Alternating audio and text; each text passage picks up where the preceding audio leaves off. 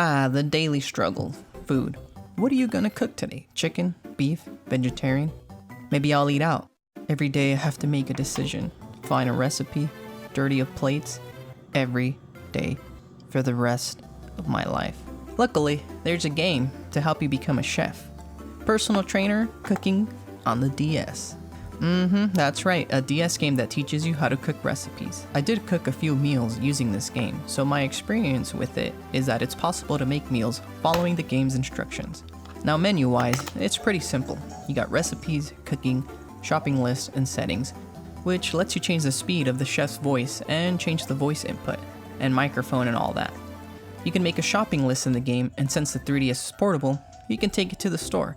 That way you look cool walking around with it in the grocery store. Now the cooking A through Z portion has very detailed information regarding ingredients, the terminology, and even how-to videos. For example, the first term, blanching. Bam, there you go, the definition and even a picture. The example videos are great too. I know nowadays you can just Google it, but even so, scrolling through here is quicker than having multiple tabs open on your phone. Want to know how to fillet sardines by hand? Here's a video.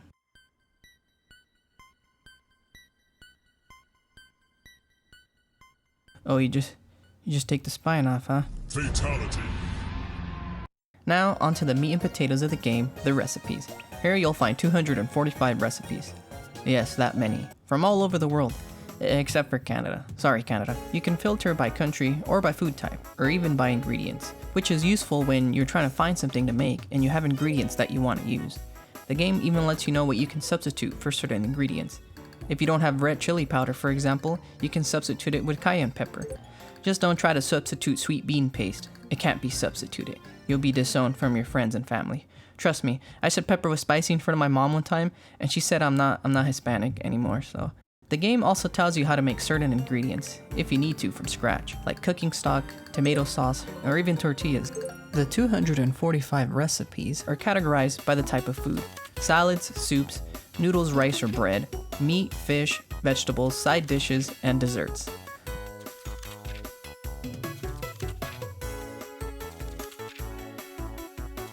Salads include caprese salad from Italy, grilled vegetable salads from Australia, or potato salad from the US. Technically a salad. For noodles, rice, and bread, selections include Korean rice bowls, tomato bruschetta, spinach cannoli, and you know what they include for American food? Mac and cheese. I mean, they're not wrong. There's a lot of variety too, and each recipe tells you the calorie amount and the time it takes to make them. Once you select a recipe, you're first shown the ingredients. There you can change the serving size and check off ingredients you have, and then you can go over the steps and start cooking. Once you start cooking, the game takes you step by step on the whole process. Coat the inside of each ramekin with butter. Here you take your time and go forward or backwards through the steps. And when you're ready to move on to the next step, you can use the touchscreen or use the DS's microphone and say continue. I mean, really, any word will work. Do not continue. See what I mean? The recipes here look tasty. Like this one. Looks good, right? Or what about this one, huh? Yeah, this one looks good too, huh? As I mentioned before, we did make a few of these recipes by following the instructions of the game. So overall, the game does what it's meant to do, help you cook meals. The instructions and steps are clear and detailed enough, and there are beginner recipes and advanced ones as well. We ended up making ones we had most of the ingredients for, like the French onion soup one. And we also made a dessert recipe as well. We set the DS up in the kitchen, and we followed the steps as presented by the game. Computer, roll the montage, please. All right, let's get started. The first step is to slice the onion. You'll need a cutting board and a kitchen knife. Preheat the oven to 425 degrees. The next step is to sauté the sliced onion. Add the onion and sauté it until it turns golden brown, using a wooden spoon to stir it.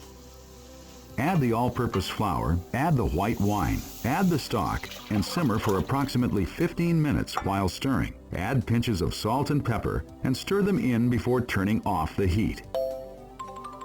The next step is to pour the onion soup into oven-safe dishes or bowls. You'll need one oven-safe dish or bowl per serving. Pour the onion soup into each of the oven-safe dishes or bowls. Place a slice of baguette on each of the individual servings of soup and sprinkle on the Gruyere. Put the soup in the preheated 425-degree oven. Bake for around 6 minutes. It's ready to eat.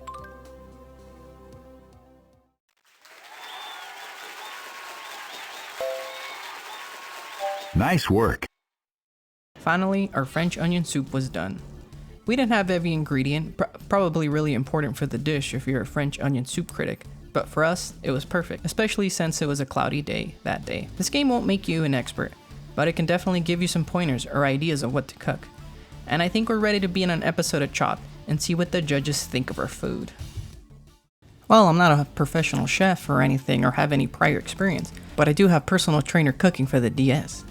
What you have here today is a claw food tea. I used the blueberries from the basket ingredient instead of black cherries.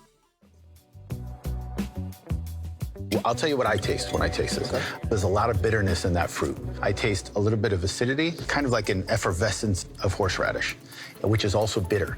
I agree with you completely. Loose dish is on the chopping block. You haven't even looked at the other content. Okay, was it that bad? It is. It really is. I mean, to hell with this shit. Let's just get some real food.